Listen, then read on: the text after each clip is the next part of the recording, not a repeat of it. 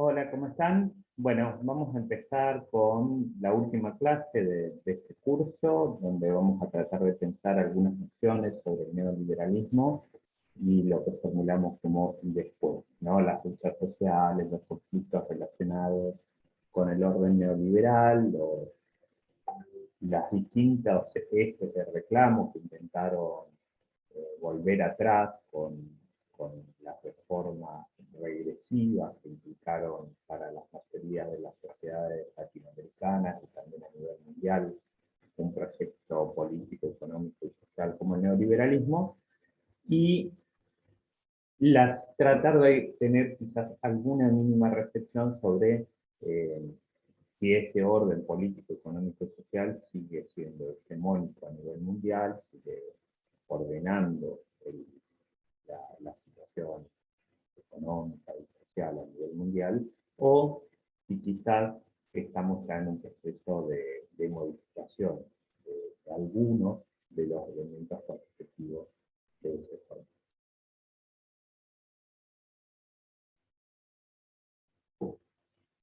Lo primero que hay que decir entonces es que el neoliberalismo es en definitiva una forma más del capitalismo, ¿sí? No es algo distinto al capitalismo en ninguno de estos aspectos, sino que en todo caso es una reconfiguración del sistema capitalista que implica una vuelta de tuerca en términos de que aprieta aún más a los sectores populares, profundiza los niveles de concentración de la riqueza, de distribución de la pobreza, o sea, acentúa la concentración de la riqueza en los más ricos, distribuye la pobreza en los abajo, distribuye en el sentido de que cada vez mayor cantidad de la población mundial se va volviendo, la van transformando en pobre a través de procesos tremendamente violentos, tanto en términos directos, como el ejercicio de la violencia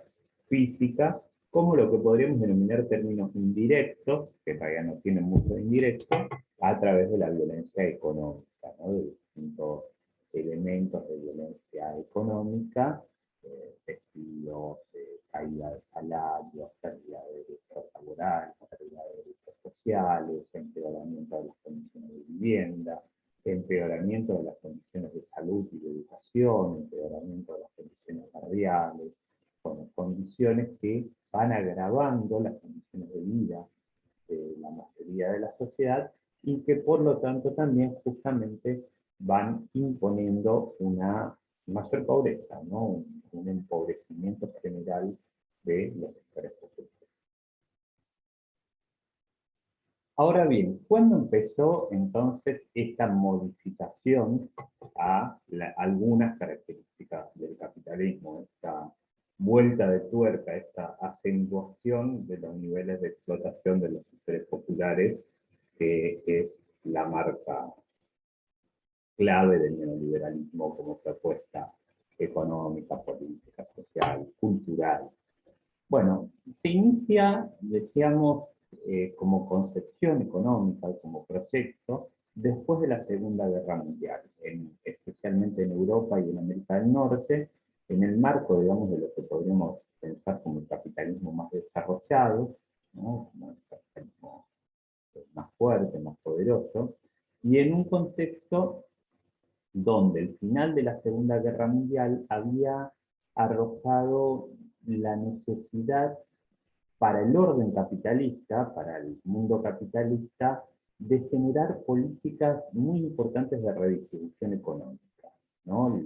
Son justamente el momento de ascenso de lo que se dieron en llamar en el norte del mundo los modelos de redistribución económica, de estado de bienestar, los momentos también que para América Latina sería la etapa populista, caracterizada por gobiernos de amplia distribución económica en el marco de las restricciones del orden social capitalista, que siempre implica que hay quienes son propietarios de las riquezas y quienes no lo son, o sea, esa no distribución se mantiene en todo momento si hay un orden social capitalista, pero redistribuir relativamente la riqueza. ¿Por qué? Por dos factores fundamentales. El primero es que se venía de la guerra. ¿Sí? Se venía de la guerra, se venía de una destrucción muy importante de la sociedad, y ahí también, de ahí surgen como dos elementos, por lo cual se hace necesario y posible una redistribución económica. La guerra es un momento es un enorme posibilitador de negocios. ¿Por qué? Porque justamente se destruye tanto que luego queda todo por construir. ¿Sí? La destrucción implica la posibilidad de una nueva creación, y entonces esa enorme destrucción que generó la Segunda Guerra Mundial brindó luego un marco de posibilidad de ascenso durante muchos años de la economía mundial. Es lo mismo que cuando hay una crisis muy profunda, ¿no? Lo que pasó en Argentina después de la crisis del 2001, también le siguieron muchos años de crecimiento económico. ¿Por qué? Bueno, porque estás tan abajo, tan destruido, que luego todo es crecer. ¿Sí? Y comparativamente todo parece positivo con respecto a la situación tan terrible en la que estaba. ¿Sí? Eso es más difícil cuando ya estás mejor, cuando ya estás arriba, por ejemplo. ¿Sí? El otro elemento que genera eh, la guerra, y el salir de la guerra, es justamente la necesidad de la recuperación y eh, el cómo la guerra había movilizado a los pueblos del mundo, y por lo tanto se hacía necesario recompensar en alguna medida ese enorme esfuerzo realizado por los sectores populares, bueno, de dar su vida en la guerra, en cierto punto, para dilucidar qué potencias imperiales quedaban paradas como potencias superiores, y también en parte para derrotar un proyecto tan regresivo para la humanidad como era el proyecto nazi y el proyecto fascista, ¿no? Los proyectos derrotados en la Segunda Guerra Mundial por la Unión Soviética en primer término, y por Estados Unidos o los aliados del orden capitalista en segundo término.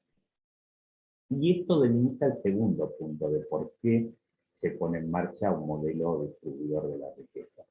Porque en realidad, si bien en la mayoría de las películas, justamente porque la mayoría de las películas y de las producciones culturales que recibimos son generadas desde Estados Unidos, si bien en la mayoría de estas producciones culturales los que aparecen como los victoriosos de la Segunda Guerra Mundial y quienes derrotan al nazismo en la Segunda Guerra Mundial son los Estados Unidos, en verdad, el gran vencedor de la Segunda Guerra Mundial fue la Unión Soviética, ¿no? La Unión Soviética, que si bien ya se había modificado fuertemente su proyecto revolucionario original, ya había perdido esa matriz más bien revolucionaria, y se había ordenado como un proyecto que en lo fundamental buscaba construir a la Unión Soviética como una potencia dominante a nivel mundial, no dejaba de plantearse como un proyecto social alternativo al capitalismo. ¿Sí? Y por lo tanto, esa presencia de un proyecto de orden social alternativo al capitalista, donde la propiedad privada, por ejemplo, no era un ordenador clave de ese orden social alternativo, se planteaba como un competidor del capitalismo. Por lo tanto, el capitalismo necesitó hacer concesiones muy importantes a las masas populares de cada país para que esas masas populares no apoyen un proyecto como el comunista. Dicho más simple, para que necesitaron darles mayor plata, mayores recursos, mayor acceso a la vivienda, mejor educación, mejor salud, para que no se hagan comunistas, para que no vean que la única posibilidad de acceder a mejores condiciones de vida era transformar el orden social. ¿Sí? Esto es también parte de lo complejo que es pensar cómo se construye hegemonía, cómo se van construyendo los horizontes de dominación en cada momento histórico.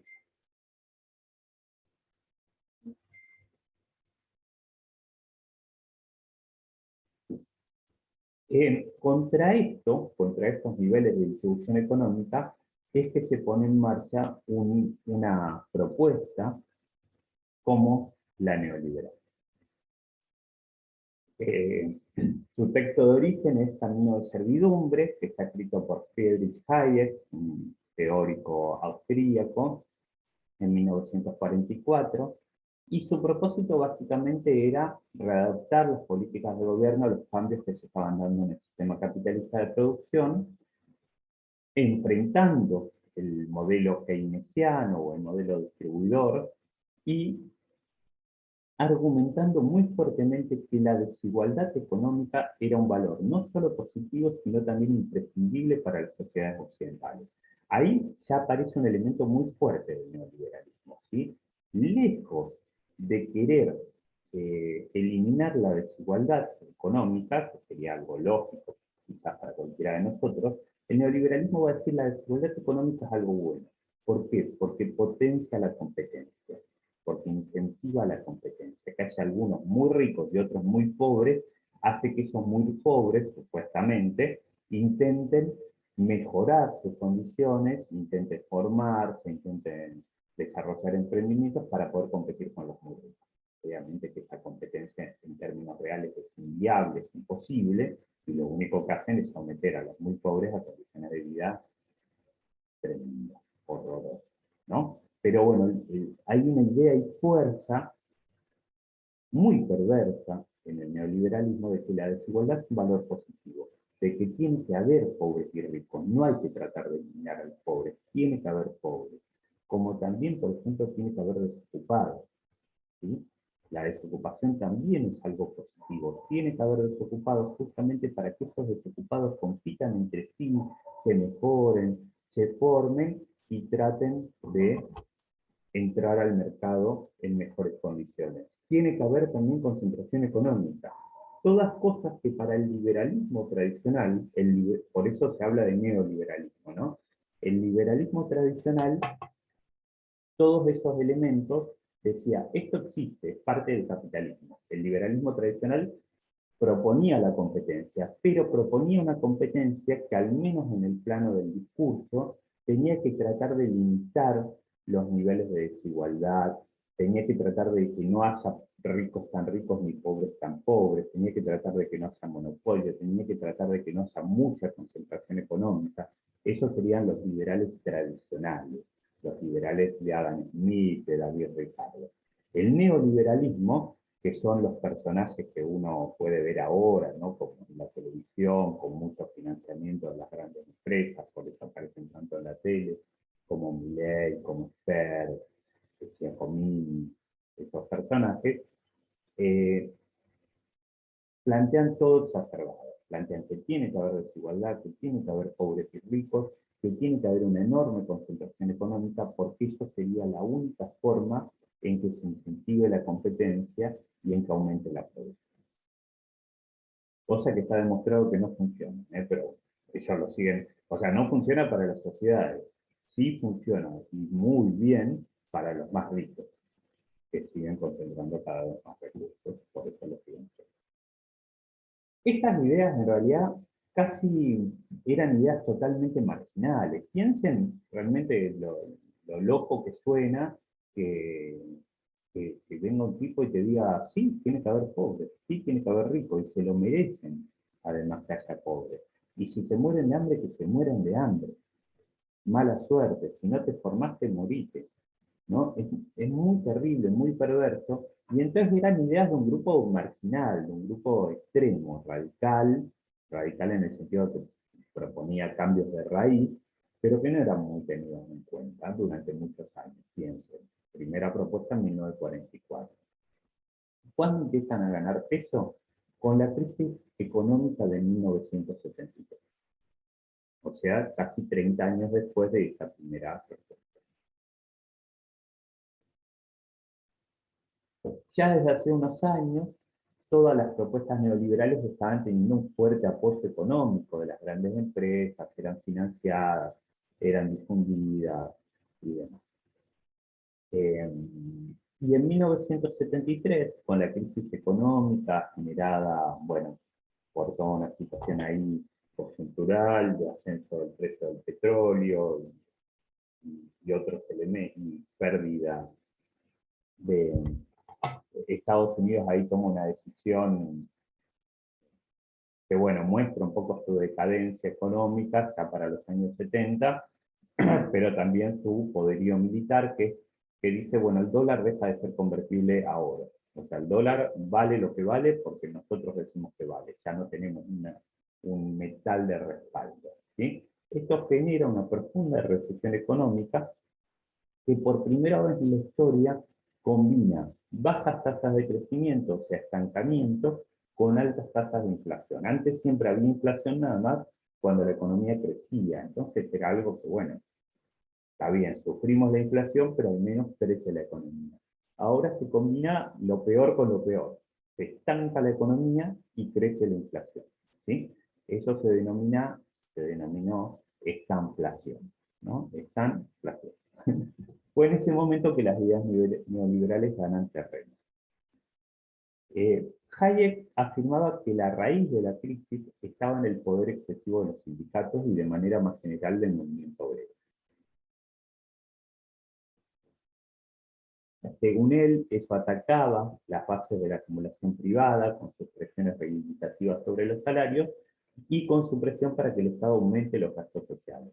El remedio era reconfigurar el Estado, construir un Estado muy fuerte en su capacidad de quebrar el poder de los sindicatos y en controlar el dinero, o sea, en emitir muy poca plata, pero muy limitado en lo referido a gastos sociales y a las intervenciones económicas a favor de los más necesitados. Además de incentivar la generación de desigualdad, se debía restaurar una tasa natural de desempleo justamente para quebrar, para atacar a los sindicatos. Este es un momento, los años 70, en el que hay una tasa de desocupación casi nula, en Argentina del 3% más o menos, ¿no? Lo que se llama una tasa de desocupación friccional, ¿no? Entre los que están ingresando al mercado de trabajo, los que en un momento salen, pero casi inexistente. Bueno, el discurso neoliberal apunta, la propuesta neoliberal en realidad apunta a aumentar la desocupación para que los trabajadores se vean obligados a competir entre sí por el acceso a los puestos de trabajo, algo que lamentablemente lograron. Eso, ellos veían, va a potenciar el enfrentamiento entre los trabajadores y va a hacer entonces que los trabajadores acepten empleo con mucho menor salario, con peores condiciones laborales y demás. De nuevo, cosa que lamentablemente lo lograron. Además, para ellos había que reducir los impuestos sobre las ganancias más altas y sobre las rentas, porque eran los sectores que supuestamente iban a asegurar el crecimiento económico. Los más ricos tenían que ser los más favorecidos, porque ellos eran los únicos que generaban crecimiento económico. Los pobres, va a ser el discurso fuerte del neoliberalismo, no generan crecimiento económico y por eso hay que tratar de no darles más plata de lo mínimo. ¿Sí? Porque esa plata de los pobres se va, como dijo uno de los referentes de Cambiemos hace un tiempo, por la canaleta del gasto improductivo. El de Cambiemos, Ricardo Sanz, creo que dijo algo como que se iba por la canaleta de la droga y del juego. Más allá de la barbaridad, la idea sí, que igual es una idea muy perversa, es que los pobres gastan improductivamente. ¿Gastan en qué? Sí, en vivir mejor, en comprarse, por ahí en hacerse un asado, por ahí en comprarse alguna ropa para ellos o para los hijos, comprarle zapatillas nuevas a los pibes, comprar algún mueble para la casa, comprarle una cama. Bueno, entonces esa plata es plata que no va a la inversión productiva en el discurso neoliberal. ¿Sí?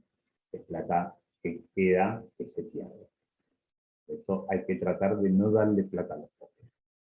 Bueno, esas medidas entonces eran presentadas como medios para reanimar el capitalismo y restaurar tasas de crecimiento estables que justamente para 1970 se habían estancado luego de muchos años de crecimiento post Segunda Guerra Mundial. En verdad, lo que se hacía y se legitimaba con todo este discurso era una enorme transmisión de recursos de los sectores más pobres a los más ricos y de los países más pobres a los países más ricos. Esa doctrina económica en realidad es una justificación ideológica con supuestos argumentos científicos para legitimar el saqueo de las clases populares y de los países más empobrecidos. El neoliberalismo lo que va a hacer es crear sociedades cada vez más desiguales con una concentración de la riqueza cada vez mayor en unos pocos, que son los que mandan. En definitiva, en las manos de quienes respaldaron y difundieron esta doctrina económica. En América Latina el neoliberalismo se va a instalar de la mano de los golpes de Estado y las dictaduras militares de la década del 70, por lo tanto en íntima conexión con el terrorismo de Estado. Los pilares de ese modelo capitalista son, para nuestros países, son la expansión de la deuda externa, o sea, someter al Estado a un mayor endeudamiento y por lo tanto a una mayor dependencia con respecto a los países centrales, la reorganización del Estado en función de los grupos económicos, a poner el Estado al servicio directamente de las grandes empresas, la concentración y extranjerización de las empresas, o sea que esas grandes empresas a su vez se concentren más y muchas de esas se extranjericen, se vendan a empresas del exterior o generen acuerdos con empresas del exterior, el aumento de la desocupación y el aumento de la concentración económica, o sea, de la redistribución regresiva del ingreso. A eso se suman los grupos que se denominan delictivos, que se hicieron cargo del poder real, el poder económico. ¿Por qué delictivo? Porque son grupos que la mayoría de sus negocios los hacen en torno a delitos, ¿sí? A deuda externa ilegítima, a contrabando, al narcotráfico, a distintos negocios que en realidad a no pagar impuestos, ¿sí? Distintos negocios que en realidad tienen como trasfondo delitos económicos, delitos sociales, pero que como tienen el poder nunca van a ser, nunca fueron, y a no ser que transformemos la realidad, lamentablemente nunca van a ser condenados, al menos no por esos delitos. ¿Sí? Fue Chile, bajo la dictadura de Pinochet, iniciada, como ya lo vieron, en 1973, el país que tiene el lamentable mérito de ser el pionero del ciclo neoliberal a nivel mundial.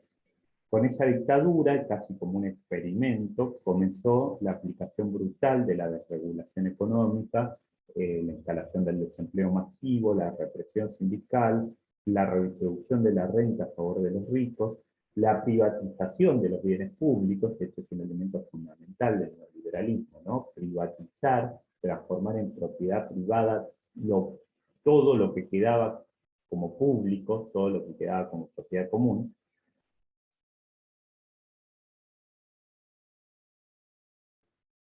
Y todo este proyecto en Chile se instaló de la mano de Estados Unidos y de teóricos formados en las universidades estadounidenses como Milton Friedman.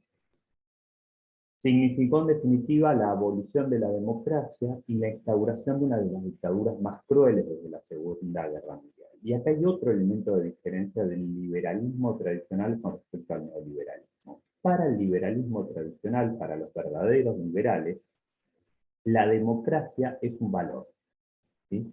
Justamente un enorme valor del capitalismo con respecto a los modelos previos, supuestamente era que se basaba en un modelo democrático, ¿sí? En un modelo donde las personas eran iguales entre sí, al menos en el plano del derecho, ¿sí? Después no eran iguales en términos reales, porque unos eran ricos y otros pobres, ¿sí? Pero en el plano del derecho todos eran iguales. Eso es un enorme cambio con respecto a los modelos previos, los modelos feudales, por ejemplo, donde había quienes, por su propio nacimiento, eran considerados nobles y otros eran plebeyos, ¿no? O amos y esclavos, ¿sí? O siervos y señores feudales. Nunca el plebeyo iba a pasar a ser noble, no podía, por su propio nacimiento. Nunca un esclavo iba a pasar a ser amo, ¿sí? En el capitalismo eso no es así. El pobre, con mucha suerte, bueno, supuestamente puede llegar a ser rico. O sea, no hay una ley que lo impida. En todo caso, hay un modelo económico que lo impide, o que permite que un pobre llegue a ser rico, quizás, pero no que todos los pobres lleguen a ser ricos, ¿sí? Y ese pobre que llega a ser rico, llega a serlo llega a hacerlo, si es que llega, en general, traicionando, explotando a sus mismos compañeros que siguen siendo pobres. ¿Sí? Bueno, eso, que era parte de la matriz del liberalismo clásico, del capitalismo desde sus inicios, es descartado por el neoliberalismo. El neoliberalismo no tiene a la democracia como un valor. ¿Sí? La libertad social, las libertades políticas, no son un valor para el neoliberalismo, sí lo eran para el liberalismo. La única libertad que es importante para el neoliberalismo es la libertad económica. ¿Sí? Si la democracia, porque la gente vota mal, entre comillas, si la democracia limita las libertades económicas, lo que hay que hacer es sacar la democracia e instaurar un modelo represivo. Por eso el neoliberalismo no tuvo ningún problema en entrar de la mano de las dictaduras. ¿Sí? Esto sí lo dice, del terrorismo. En Argentina esto se inicia en 1976 con la dictadura impulsada por la Junta Militar, Videla, Macera, Agosti. En distintos países fue avanzando en diversos momentos, por ejemplo en Bolivia en 1985 con el tratamiento de shock. Eh, y el viraje continental, el cambio más decidido, se inició hacia 1988-1989, cuando, por ejemplo, asume Carlos Salinas de Gortari con un enorme fraude, un enorme, escandaloso fraude, en 1988 en México. Menem gana las elecciones en el 89 en Argentina, en algo que podríamos decir que también fue un escandaloso fraude, porque gana las elecciones con un proyecto, con un programa, con un discurso que hacía hincapié en reinstalar un modelo proteccionista de la economía y a favor de los sectores populares, y una vez en el gobierno pone en marcha un modelo neoliberal.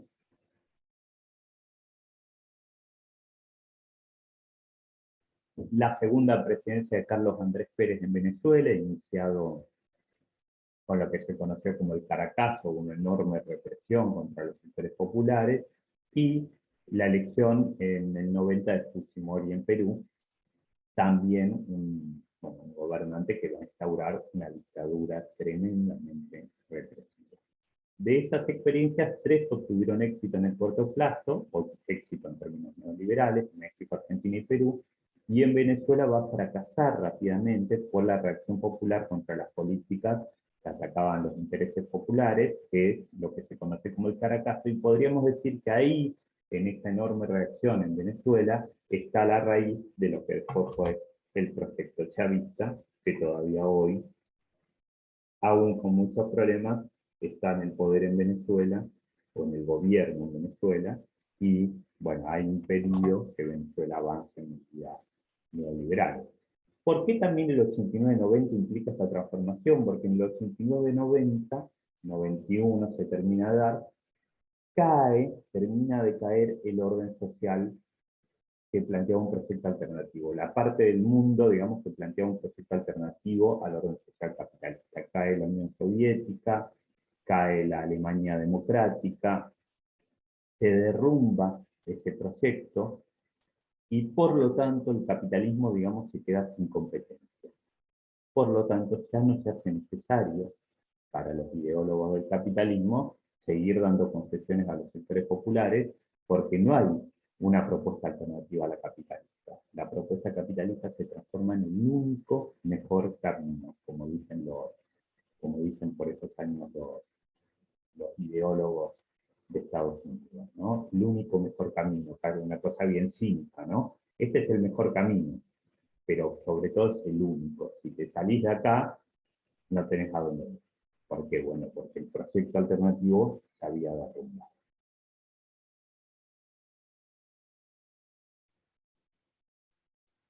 Las políticas neoliberales aumentan la pobreza en una enorme proporción. En Chile, por ejemplo, entre el 78 y el 88, el 10% más rico aumenta su participación en el ingreso del 36% al 47%. y el 50% más pobre baja del 20% al 16%.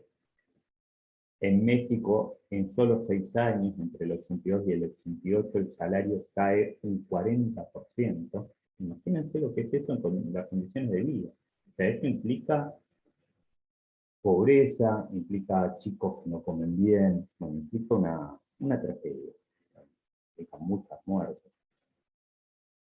El subcomandante Marcos, un referente de uno de los emblemas de la lucha contra el neoliberalismo, que fue el Ejército Zapatista de Liberación Nacional, es el Ejército Zapatista de Liberación Nacional, realiza una caracterización de lo que es el neoliberalismo, especialmente para el tercer mundo, no para nuestro país. Él dice que lo que se está produciendo es una concentración de la riqueza y una distribución de la pobreza, una globalización de la explotación y al mismo tiempo una alta modernización que para Marcos es lo que se llama el absurdo neoliberal. Crece la producción, destruyendo el empleo. También se produce una mundialización financiera que es sostenida por la corrupción y el crimen globalizado, economías ilegales que ocupan el vacío dejado por los mercados nacionales. Es en estos años también cuando aumenta exponencialmente el poder de los grupos narcotraficantes, bueno, de todos estos grupos formalmente ilegales, pero que son realmente parte fundamental de los estados neoliberales. ¿Sí? Creemos, algunos dicen en realidad que acá hay una desaparición del Estado, ¿no? Para nosotros esto no es verdad, sino que lo que hace es reconvertirse en un nuevo tipo de Estado funcional al orden neoliberal. ¿Sí? Ahí esto lo describe muy bien un historiador como Alberto Pla, un historiador de izquierda, trotskista. Y esto se sustenta en que tras las dictaduras que enfrentaron el orden social, aquellos que planteaban un orden social alternativo al capitalista, se produjo una precaria democratización, una democratización más de palabra que de realidad, ¿no? La impronta autoritaria del capitalismo en América Latina, nosotros ya vimos que tiene raíces muy profundas, por ejemplo, en estos muchísimos años de oligarquía.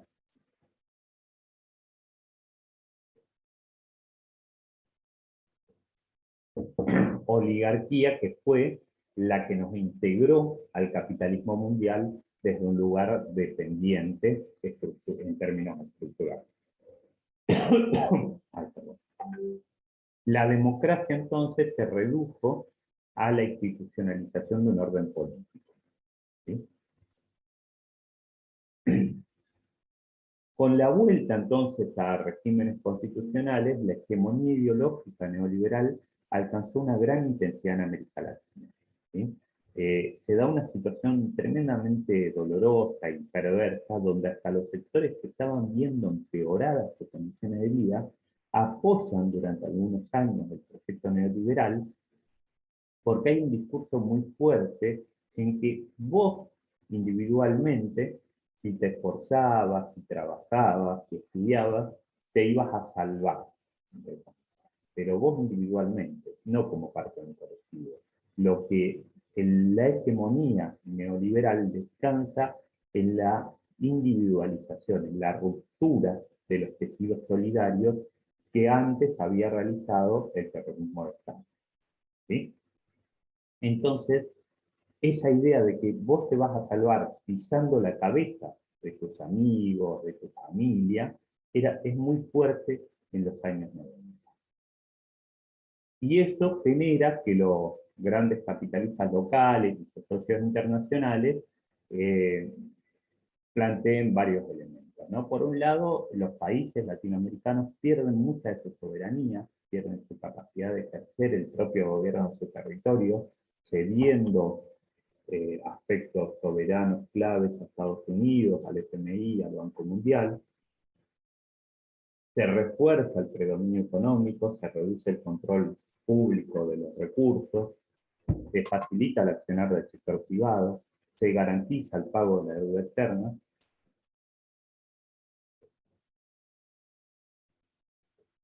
Y se avanza en una verdadera cruzada privatista, o sea, una operación discursiva y mediática para legitimar las privatizaciones de empresas estatales. Un verdadero saqueo, ¿no? Una cosa escandalosa. Porque era pasar lo que era público, lo que había sido construido por el conjunto de la sociedad, a manos de algunos privados. Una cosa escandalosa, o sea, imagínense, y esos privados se podían hacer de esos recursos porque eran ricos, simplemente. En Argentina esto fue particularmente escandaloso con las privatizaciones de empresas que funcionaban muy bien, como YPF o Gas del Estado, ¿no? Argentina es el único país del mundo que llegó a privatizar su empresa de petróleo, ¿no? Algo estratégico, que llegó a privatizar el correo. El correo, ustedes saben, el que lo privatizó fue el que lo adquirió, fue Macri, la familia Macri. Privatizar el correo es algo demencial, porque por ejemplo los correos manejan el sistema electoral, o sea, es privatizar parte de la estructura clave del Estado.